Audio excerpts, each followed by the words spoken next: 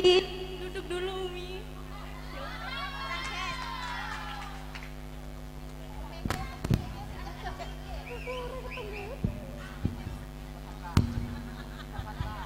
Umi, apakah Umi mau melahirkan? Iya, Abi.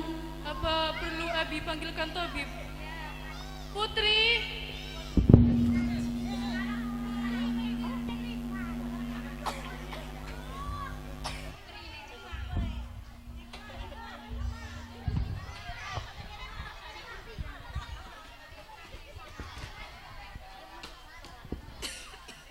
Ketemu Sadarida.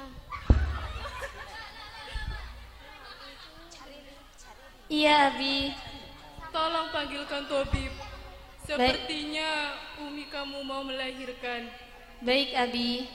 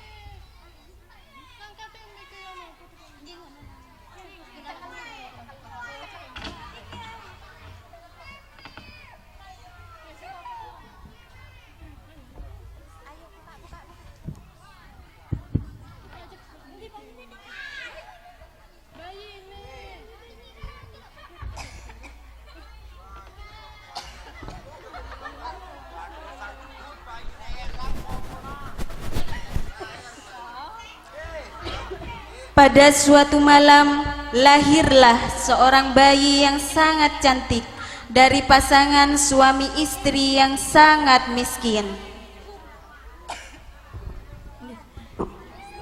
Ayo Bu, terus Bu, sekali lagi Bu. Ayo Bu, terus Bu. Ayo Bu, sekali lagi Bu. Ayo Bu.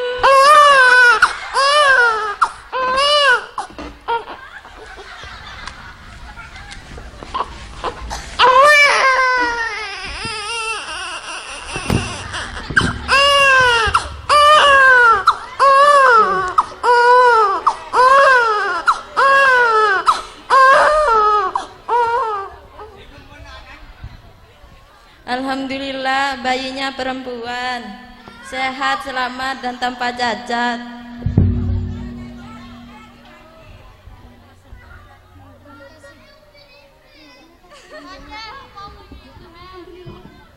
Terima kasih tabib.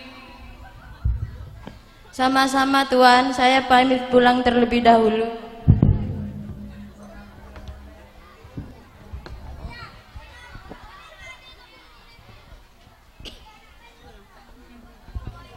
Alhamdulillah bayi kita lahir dengan selamat. Iya, tapi hari ini kita tak punya apa-apa untuk bayi kita ini. Iya Abi, setetes minyak pun kita tidak punya untuk mengoles pusar adik. Benar Abi, apalagi untuk menerang gelap di malam ini. Sebutir gandum pun kita tidak punya untuk mengganjal lelahnya Umi yang baru saja melahirkan. Abi, pergilah ke rumah tetangga, ketuklah pintu rumah mereka.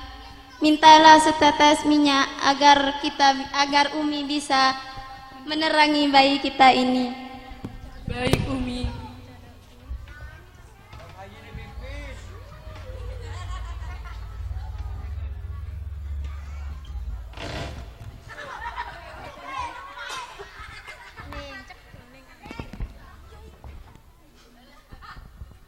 Assalamualaikum. Waalaikumsalam Tuan. Apakah Nyonya punya setetes minyak dan sebutir gandum? Maaf, saya juga tidak punya Tuan. Baik.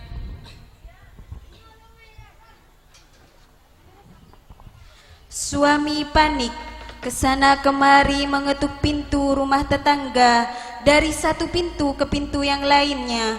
Namun tidak ada satupun tetangga yang mempunyai apa yang dia minta. Lalu ia pun pasrah dengan keadaannya. Ia pun hanya berdoa kepada Allah dan ia pun kembali ke rumahnya dengan tangan kosong. Bagaimana Abi? Maaf Umi, tetangga kita mereka juga sama seperti kita. Alhamdulillah, adik aku cantik sekali. Betul, kulitnya putih dan wajahnya berseri-seri. Abi, siapa nama adikku ini?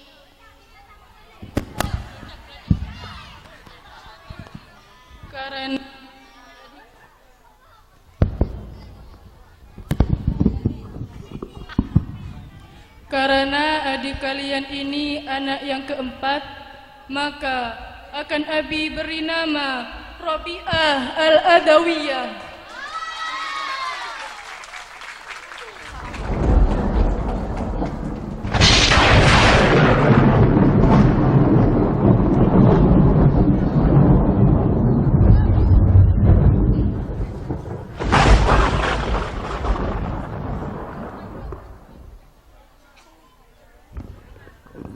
Nama yang sangat bagus Abi. Mudah-mudahan kalian semua menjadi anak yang salihah.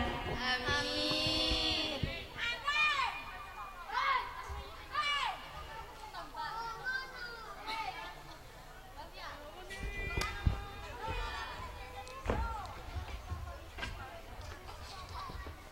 Malam semakin larut. Ketika ayah Robiah tidur, ia pun bermimpi bertemu dengan Rasulullah. Rasulullah berkata, "Janganlah kau bersedih wahai Ismail. Anak perempuanmu yang baru saja lahir kelak akan menjadi wanita yang suci dan agung. Besok kirimkanlah surat kepada Isa Az-Zadan, gubernur kota Basrah. Ingatkanlah kepadanya, biasanya ia membaca sholawat setiap malam kepadaku dan setiap malam Jumat sebanyak 400 kali. Kemarin adalah malam Jumat, tetapi ia lupa membacanya. Sebagai penebus kelalaiannya, ia harus membayar 400 dinar kepadamu, wahai Ismail." Tak lama kemudian, ayah Robiah pun bangun dan ia segera menulis surat kepada gubernur.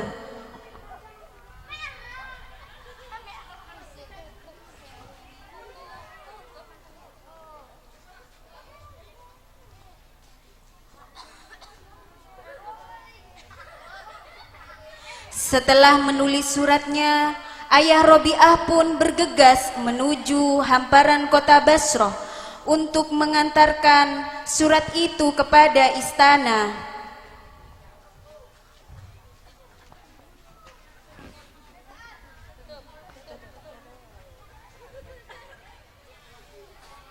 Assalamualaikum penjaga. Waalaikumsalam. Ada apa? Tolong berikan surat ini kepada gubernur. Baiklah.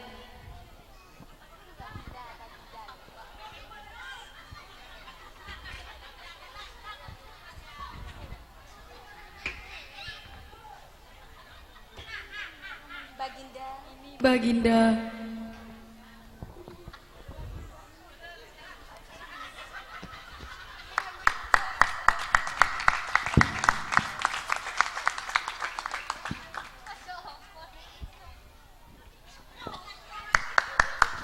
gubernur pun kaget melihat surat itu. Mana orang itu? Aku akan memberikan 400 dinar kepadanya. Hah? 400 dinar? Bukankah itu kekayaan yang paling besar, Baginda? Aku sangat berterima kasih kepadanya aku telah diingatkan olehnya. Tadi malam adalah malam Jumat dan aku lupa membacakan salawat kepada Nabi Allah. Demi Allah, salawat lebih berharga daripada 400 dinar itu. Subhanallah.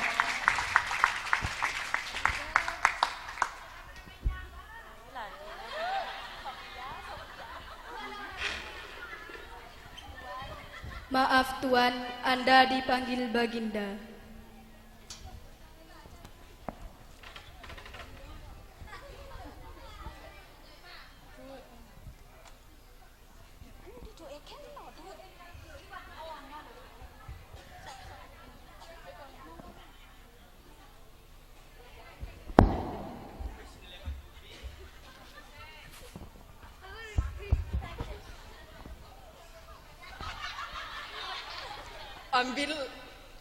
Ambillah 400 ini untuk keselamatanmu dan keluargamu.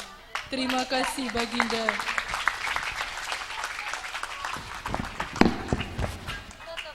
Dengan 400 dinar, ayah Robiah bisa mencukupi keluarganya. Namun setelah Robiah menginjak usia remaja, ibu dan ayah Robiah meninggal dunia.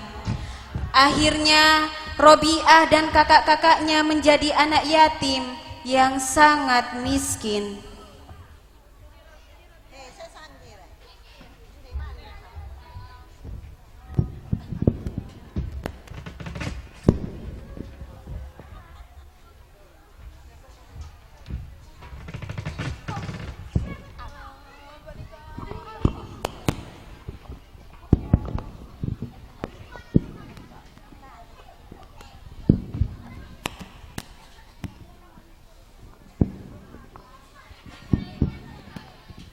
Kakak, aku lapar.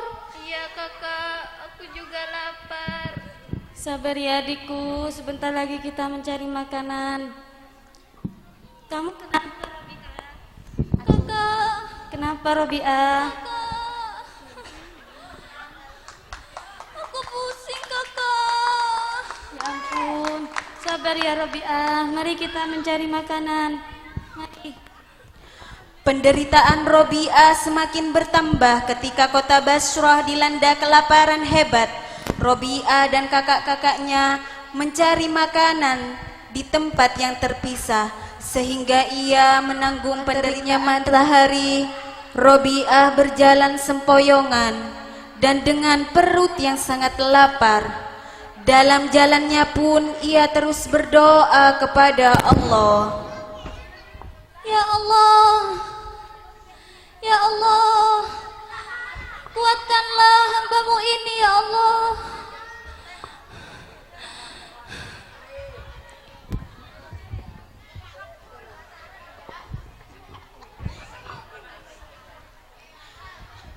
Di tengah perjalanan, Robiah bertemu dengan kedua laki-laki. Tangan Robiah pun ditarik secara paksa. Mau apa kalian? Ayo ikut kami. Kami tak butuh mohonan. Kami hanya ingin menolongmu dari kelaparan.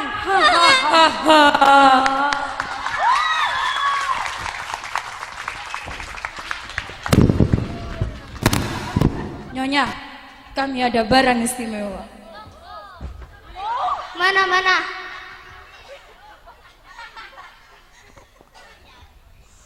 Mau berapa kamu?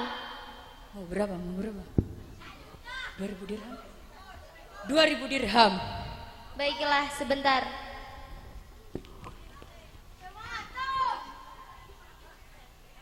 Nah, ambil.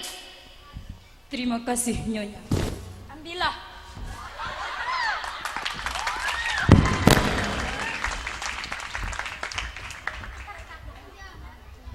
Robiah, sekarang kamu sudah menjadi budakku. Baiklah Nyonya. Kamu harus mematuhi semua perintahku. Iya Nyonya. Sekarang kamu ngepel cepat. Baiklah Nyonya. Sebagai budak, Robiah diperlakukan sangat tidak manusiawi. Dalam menjadi budak pun Robiah terus memohon kepada Allah.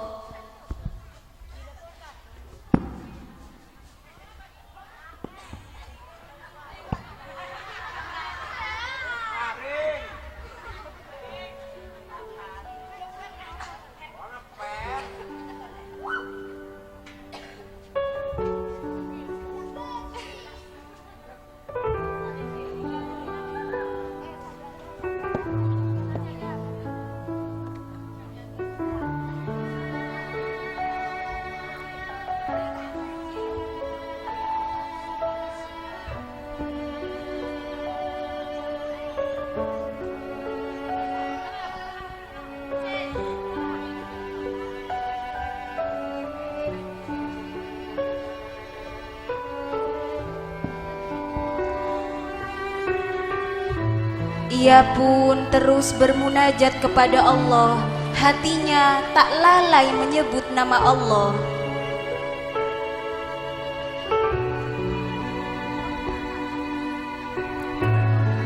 Ya Allah, sungguh berat menjadi budak ini. Tapi hamba ikhlas menjalankan semua takdir ini.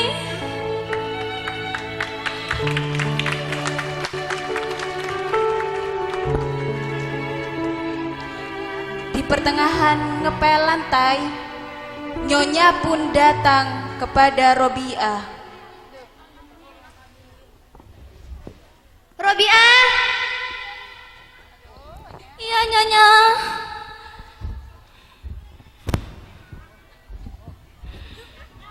kamu ini lelet sekali.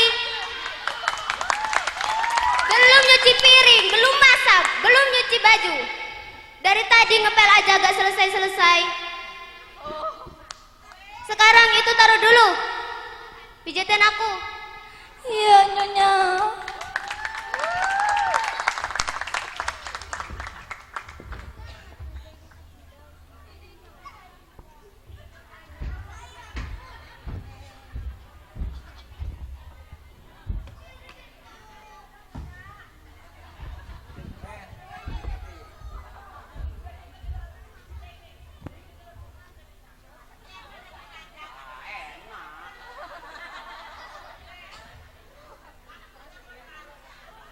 Kurang keras.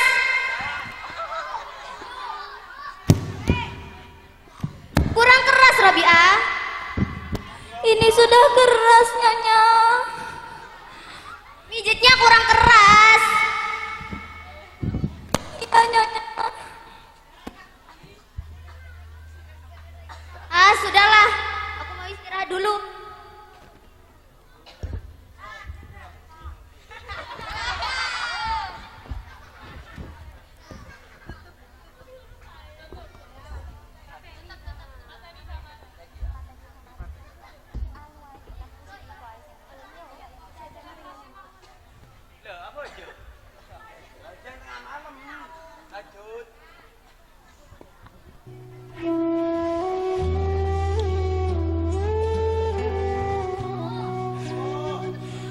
Ya Allah,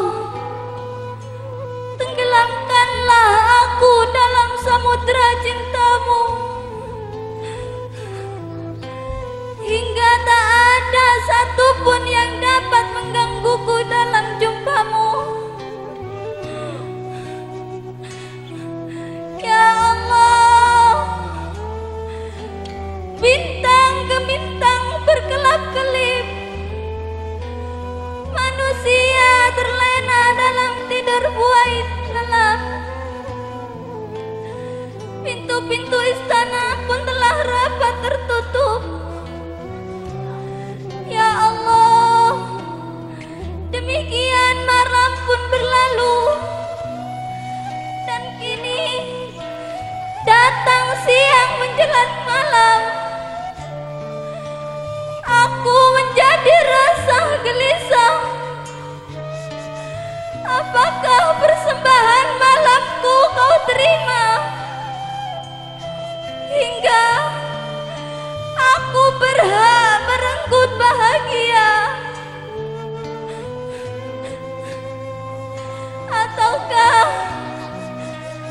itu kau tolak hingga aku dihimpit duka.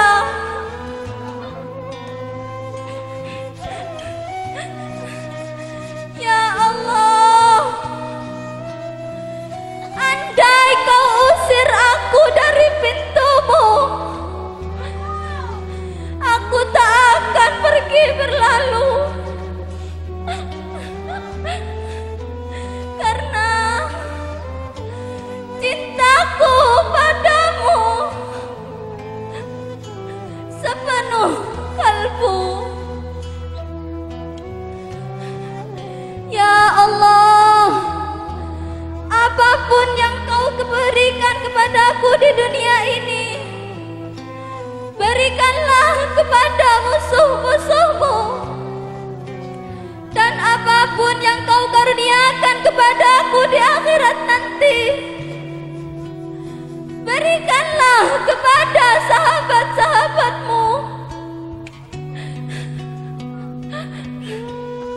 Karena engkau sendiri cukuplah bagiku.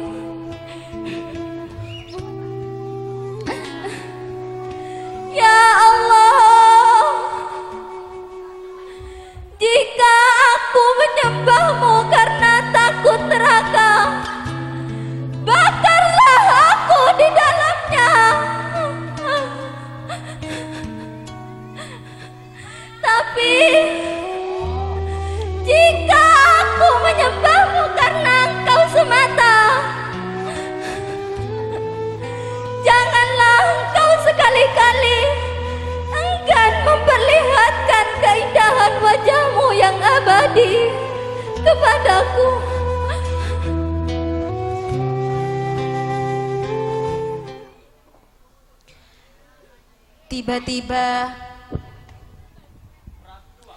Tiba-tiba ada cahaya di atas kepala Robiah.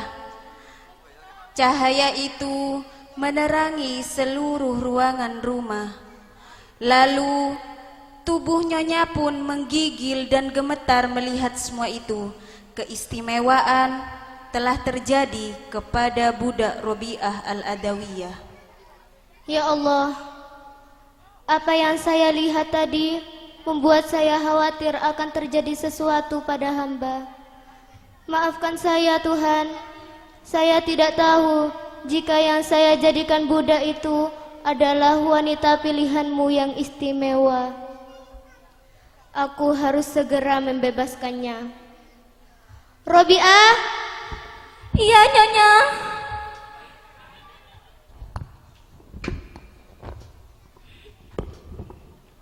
Sekarang kau aku bebaskan.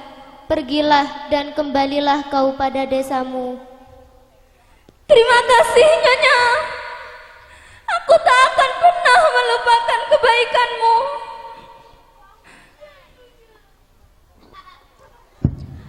Robiah pun pergi dan kembali ke rumahnya yang dulu. Pun tumbuh menjadi pribadi yang solihah, cantik, wajahnya berseri-seri. Banyak laki-laki soleh yang hendak melamarnya.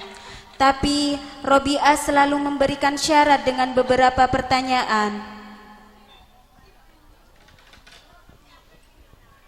Pria solih pun datang melamar Robiah. Assalamualaikum Robiah. Waalaikumsalam, Tuan. Maksud kedatanganku ke sini untuk meminangmu menuju ke jalan yang diridhoi Allah. Baiklah, Tuan. Aku akan menerima lamaranmu. Tapi dengan satu syarat, Tuan bisa menjawab pertanyaanku. Apa pertanyaanmu, Robiah? Aku akan menjawabnya dengan izin Allah. Menurut Tuan, jika aku mati, akankah kematianku membawa Islam dan iman? Maaf Robiah, perkara itu adalah perkara yang gaib. dan tidaklah ada yang mengetahuinya kecuali Allah.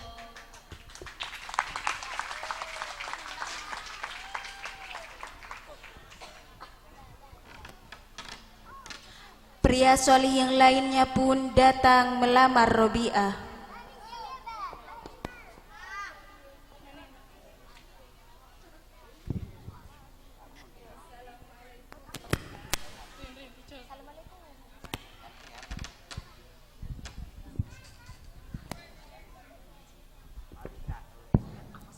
Assalamualaikum Robiah. Waalaikumsalam Tuan. Maksud kedatanganku ke sini untuk melamarmu Robiah. Baiklah Tuan, aku akan menerima lamaranmu. Dan Tuan bisa menjawab pertanyaanku. Insya Allah aku akan menjawab pertanyaanmu. Menurut Tuan, jika aku di dalam kubur, dapatkah aku menjawab pertanyaan malaikat Munkar dan Nakir? Maaf Robiah, tiada yang tahu hal itu. Itu semua kepastian Allah dan tiada seorang pun yang tahu.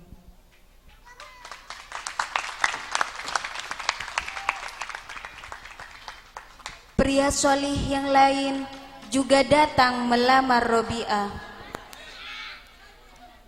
Assalamualaikum Robiah. Waalaikumsalam Tuan. Maksud kedatanganku kemari ingin melamarmu Robiah. Baiklah Tuan, aku lamaranmu. Tapi dengan satu syarat, Tuan bisa menjawab pertanyaanku. Tentu.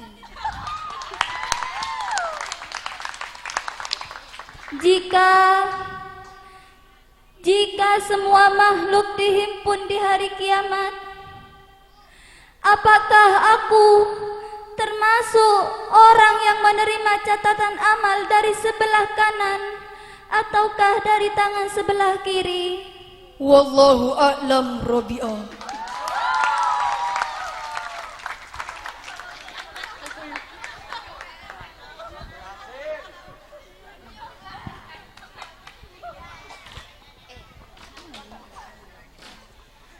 Bagi orang yang sedang kalut memikirkan rumah tangga, mana ada kesempatan untuk berumah tangga?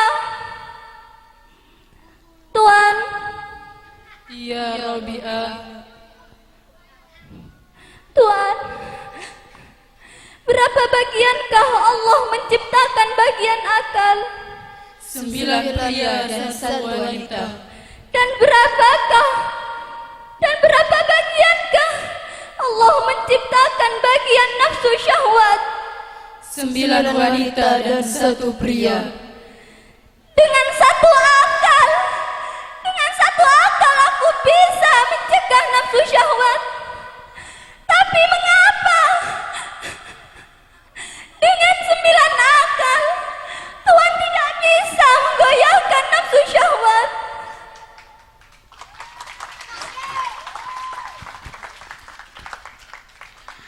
Pria soleh pun menangis sejadi-jadinya mendengar pertanyaan Robiah dan pernyataan Robiah yang sangat allamah. Baiklah Robiah, kalau begitu kami pamit pulang. Pada suatu hari, Robiah berjalan di hamparan kota, di kota Baghdad, dan menemui para pemuka agama yang sedang menyampaikan tausiahnya kepada masyarakat desa. Assalamualaikum warahmatullahi wabarakatuh.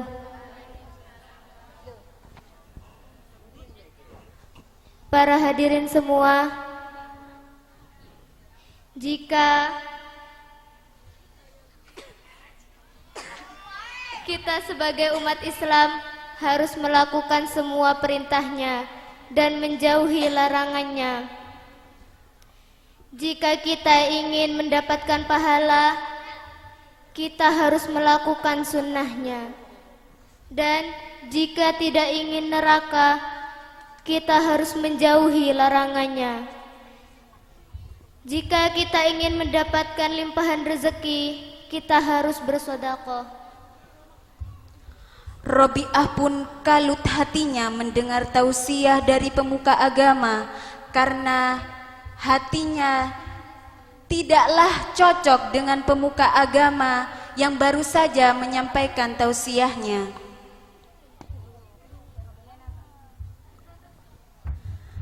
Ia pun bergegas kembali menyisiri hamparan kota Baghdad lainnya dan menemukan pemuka agama yang sedang juga menyampaikan tausiahnya. Assalamualaikum warahmatullahi wabarakatuh. Para hadirin semua, tahu tidak bagaimana caranya kita ingin masuk surga?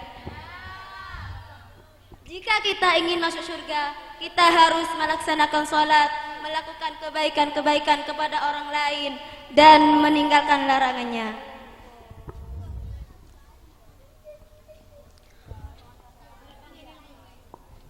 Robiah pun bergegas menuju rumahnya. Hatinya kalut, jiwanya resah, semua telah berkecamuk di dadanya. Ia pun bergegas pulang dan mengambil obor dan menenteng air di sebelah tangan kanannya.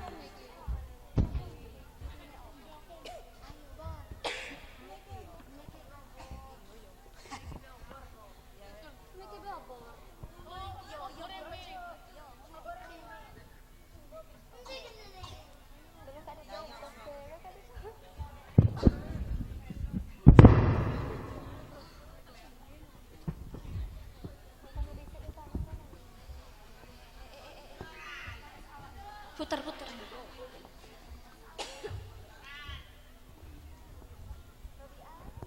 Robiah, hendak kemana engkau? Robiah, mau kemana kamu?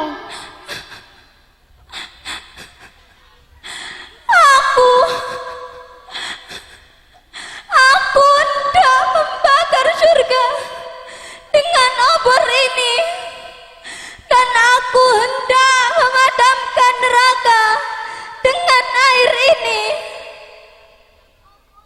agar semua manusia beribadah tidaklah hanya menginginkan surga dan karena takut neraka.